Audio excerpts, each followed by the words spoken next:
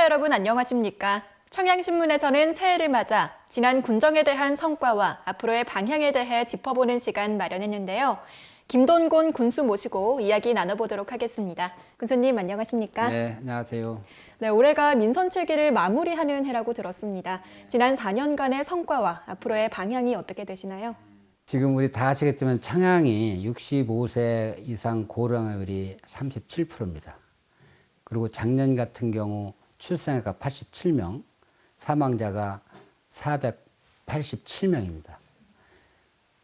1대 5 정도 비율이 되죠. 이렇게 되면 저는 청양이 현재도 지금 인구 소멸 지역에 좀 포함이 됐는데 전 이 문제를 극복하지 않고는 청양의 미래가 없다 생각을 합니다.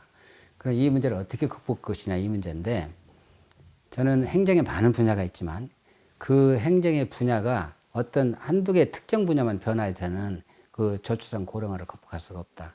행정의 각 분야가 균형 있게 성장할 때 우리가 청양의 새로운 변화를 일으키고 저출산 고령화 문제도 극복할 수 있다고 보거든요. 예를 들면 이런 거죠. 의료원을 한번 예를 들어볼게요. 그동안에 민선 제가 7기 들어오기 전에 전문의가 한 명도 없었어요. 의료 장비도 다 노후화되고 그래서 우리 국민들이 겪는 그 불편이 굉장히 심했습니다. 불만도 많았고. 근데 현재는 지금 전문의가 5명, 또 20억 정도 예산을 투입해서 의료 장비를 현대화 다 했거든요. 그래서 의료 서비스의 질이 높아지다 보니까 국민들의 의료의 만족도가 굉장히 높아졌다 이렇게 볼 수가 있고, 단적으로 제가 하나 말씀을 드리면 전국의 지방의료원이 253개입니다. 그리고 충청남도에 15개. 매년 보건복지부에서 평가를 해요. 그러면 우리가 충청남도 15개 시군 중에서 만년 꼴찌. 그리고 작년, 재작년에 우리가 253개 의료원 중에서 한 250등 정도 했어요.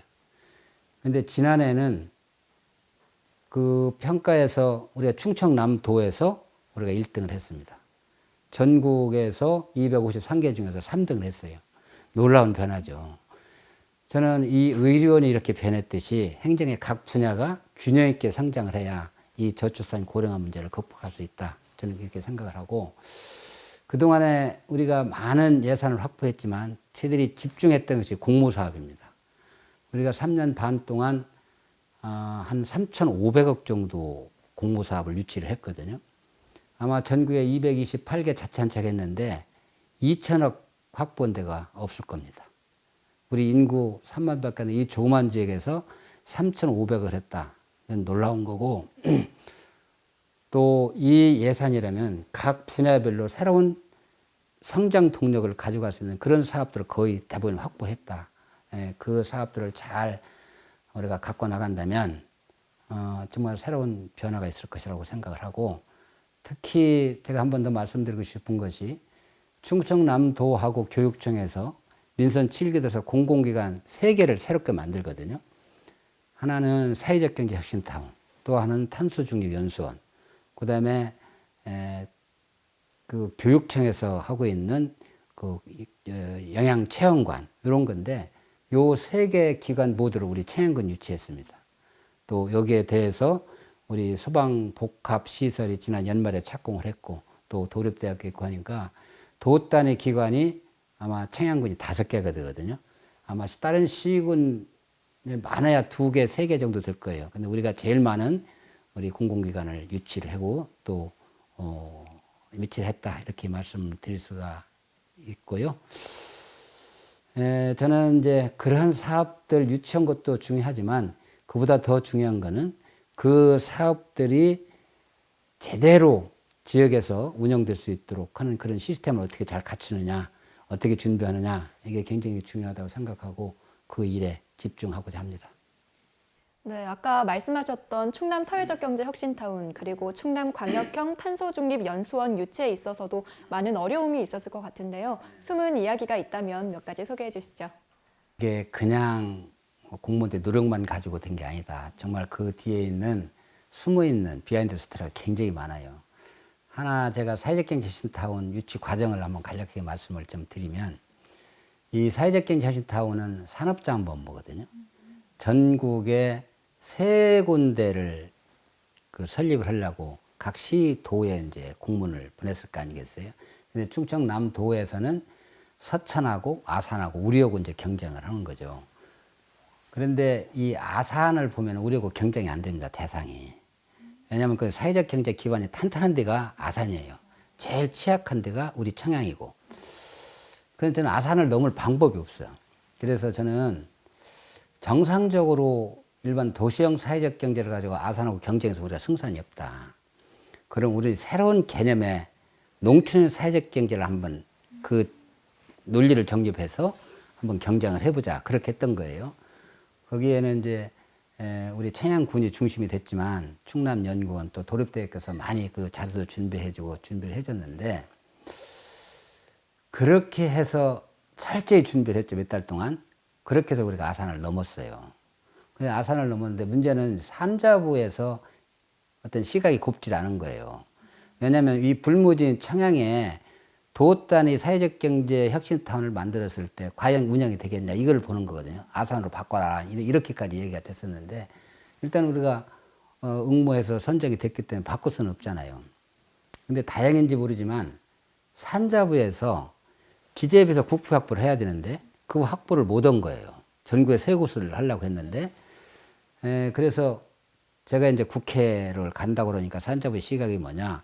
아니 청양 군수 가서 어떻게 할 건데 설령 그 확보한다 하더라도 청양 보장 못 한다 이런 시각이었었거든요. 여하튼 제가 국회 가서 여러분들 만났죠. 우리 지역에 있는 정지석 당시 의원님, 또 당진의 오기구 의원님하고 또 논산의 김정문 의원님, 유성의 조순애 의원을 만났는데 사실은 조순애 의원님이 그걸 확보해 줬어요. 그 어떻게 그렇게 쉽게 했냐 내가 그렇게 물어봤더니 노무현 정부 시절에 그 기재부의 예산실장하고 같이 이제 그 비서관을 같이 했대. 그런 연유를 했다. 그렇게 해서 예를 들어 이제 전국에 세 군데를 내가 가서 확보한 거 아니야. 산자부에서 모든 거를. 그럼 산자부 입장에서는 전국에 응모를 해보니까 세 군데요. 대전, 대구, 청양. 그럼 세 군데면 그냥 주면 되잖아요. 편하게. 근데 청양은 안 주려고 하는 거야. 아까 말씀드린 청양에 돈만 버린다 이렇게 생각하는 거지.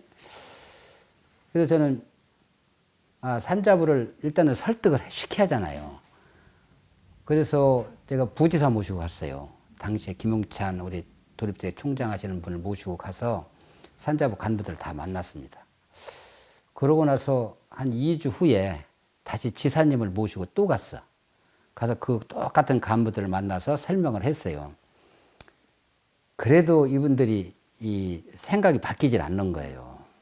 근데 마지막 이제 평가를 하잖아요. 심사를 하는데 어떤 이야기가 들으면 권역별로 주겠다. 그럼 경상권에 대구하고 이 충청권에서는 대전을 주겠다는 이렇게 들리잖아요. 그래서 심사하는 날 제가 올라갔어요.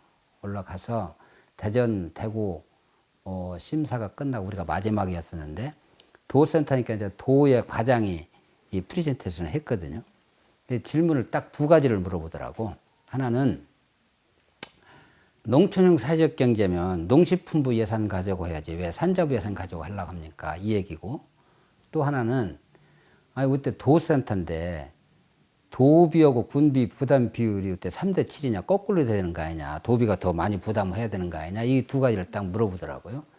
그래서 제가 잠깐 발언 기회를 얻어서 말씀을 드렸어요.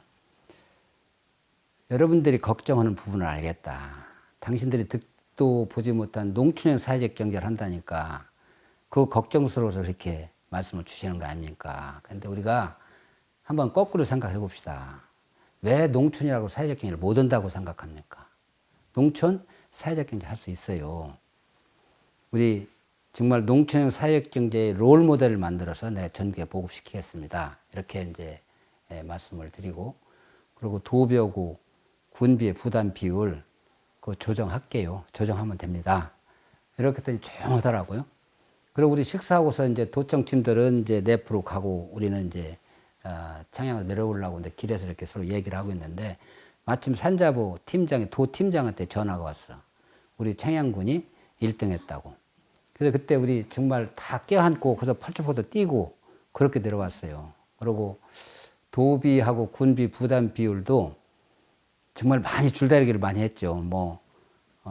우리 예산을 담당하는 기조실장하고 저하고 뭐 심하게 다투기까지 할 정도로 그렇게 해서 우리가 3대 7에는데 5대 5까지만 하자 이 얘기를 하는 거야. 그 기조실장이 안 된다. 당신들이 도에서 70%고 우리가 30% 하겠다. 제가 고집을 부렸고 결국은 이제 지사님하고 협의를 해서 도에서 60% 우리가 40%는 걸 그렇게 조정을 했습니다. 어떻게 보면 참 지금 생각하면 어떻게 보면 막무가내식도 있겠지만 참 가슴 뿌듯해요. 어떻게 우리가 아산을 넘을 수가 있겠냐. 산자부에서 국비 확보하던 걸 어떻게 시골 군수가 가서 국비 확보를 하냐. 또 산자부를 설득시키는 문제. 마지막까지 심사위원 때까지 설득하면서 이렇게 가져온 거거든요. 그래서 저는 참 보람이 있고, 그만큼, 이 도하고 좀 협약을 잘 해서 사회적 경제 혁신 타령은 우리 청양 지역에 뿌리를 내릴 수 있도록 적극적으로 해야 되겠다. 그런 또 마음가짐을 더 갖게 됩니다. 이런 비하인드 스토리가 있었네요. 그리고 또 지역 최대 규모로 추진되고 있는 일반 산업단지에 대해서도 국민들의 관심이 큰데요. 어떻게 추진되고 있는지 소개해 주시죠. 일반 산업단지는 제가 이제 공약사항이에요. 공약사항인데, 각 읍면별로 후보지를 추천을 받아서 시의회에서 최종적으로 비봉 신원리에 이제 입지하는 걸로 이렇게 결정이 되죠. 한 2년 전 얘기네요. 당초에는 우리가 민간하고 행정하고 같이 합작으로 해서 그 산단을 조성하려고 했는데 다행히 정말 유수한 그 개발업자가 나타났어요. 그래서 민간 개발 사업으로 갈 겁니다. 그렇게 하다 보니까 당초 우리가 2026년도에 완공을 목표로 했는데 2025년도 1년 정도 공개가 좀 당겨질 것 같고 현재 지금 토지 매입 작업을 하고 있거든요. 한 지금 30-40% 됐을 거예요. 토지 협의가. 그렇게 되고 이제 그 개발하는 비용이 한 900억 정도 들어가고 또 고용인원이 한 2,700명 또 1년에 지역경제 유발 효과가 한 6,200억 정도 됩니다. 아마 이렇게 되면 청해 인구 증가는 물론이고 지역경제에 상당한 변화가 일어날 것이다. 저는 이렇게 생각을 하는 거죠. 예. 잘 될 거로 봅니다. 네, 이렇게 대규모 사업들 외에도 또 국민 행복을 위해서 내부적으로 집중하고 있는 역점 사업이 있다면 어떤 게 있을까요? 전 좀 전에 말씀드렸지만 행정이 균형 있게 가야 되거든요. 그죠? 예를 들어 농업 문제. 저는 농민들이 이제는 유통 신경 쓰지 마십시오. 생산에만 전념해 주십시오. 이거를 제가 늘 강조를 하는 거예요.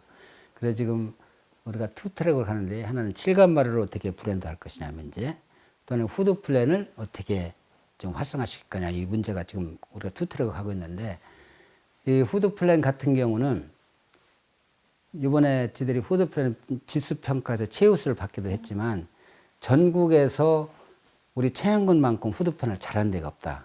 저는 자부를 합니다. 우리 같은 시스템을 갖춘 데가 없거든요.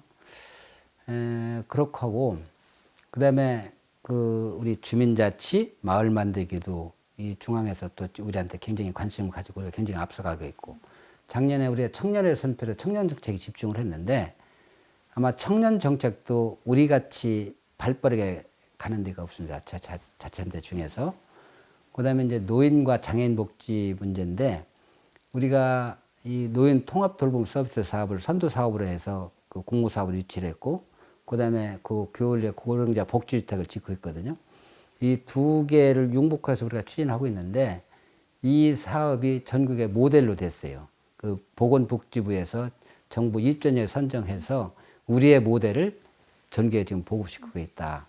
전 이 관광 또한 우리가 장곡지구 또 천장지구 칠갑포 주변을 중심으로 해서 지금 집중적으로 개발을 계획을 가지고 있거나 또 개발을 하고 있는 거고 그 이외에 민자 뭐 골프장 유치라든지 아파트 유치 저는 이렇게 된다면 정말 우리 청양의 각 분야별로 새로운 성장동력을 가져갈 수 있고 또 아까 말씀 푸드 플랜, 주민자치, 뭐 마을 만들기, 노인 정책 요거는 전국에 100개가 넘는 자치단체 우리를 배우러 옵니다.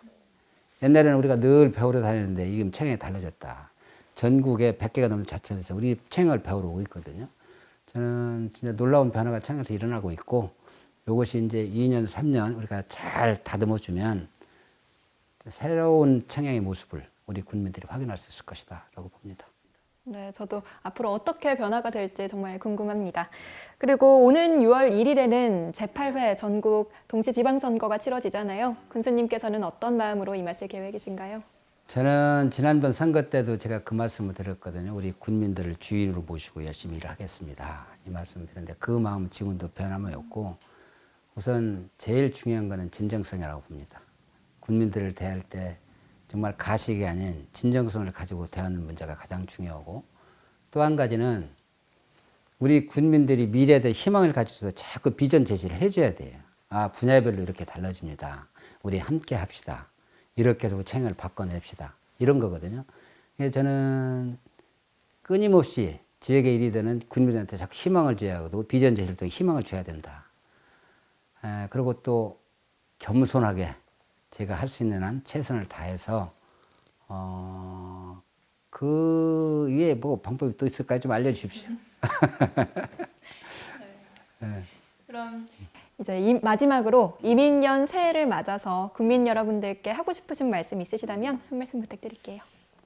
정말 우리가 한 2년 동안 코로나 때문에 우리 군민들이 또 우리 국민들이 정말 힘겨워하고 있잖아요. 고생 많이 하셨고 금년에 이제 검은 호랑이 띠인데 이민년 새해 정말 호랑이 기운이 우리 국민들 가슴속에 다 자리를 해서 모두 건강하고 활기차고 또 행복했으면 좋겠다 그 말씀을 드리고 한 가지 더 덧붙여서 말씀을 드리면 제가 늘 말씀을 드리거든요. 지금은 혼자 가는 시대가 아니다. 함께하는 시대다. 제가 이런 얘기를 말씀을 많이 드립니다. 우리 군민들께서 이제 군정에 대해서 좀 애정과 관심을 가지고 좀 지켜보시고 잘 되는 부분은 함께 갈 수 있도록 좀 도와주시고 또 부족한 부분이나 잘못된 부분은 채워주시고 또 이렇게 때로는 질책도 해주셔서 우리 행정, 의회, 우리 군민이 함께 새로운 청양 시대를 열어갔으면 좋겠다. 함께 해 주십시오라는 당부 말씀을 드리고 싶습니다. 네, 오늘 말씀 여기까지 듣도록 하겠습니다. 군수님 고맙습니다. 감사합니다. 네, 청양군의 지난 성과와 앞으로의 방향에 대해 짚어보는 시간 마련했습니다. 올해에도 국민 여러분들께서 청양군정에 대해 많은 관심과 애정 가져주시길 바라면서 인터뷰 마치도록 하겠습니다. 시청해주신 여러분 고맙습니다.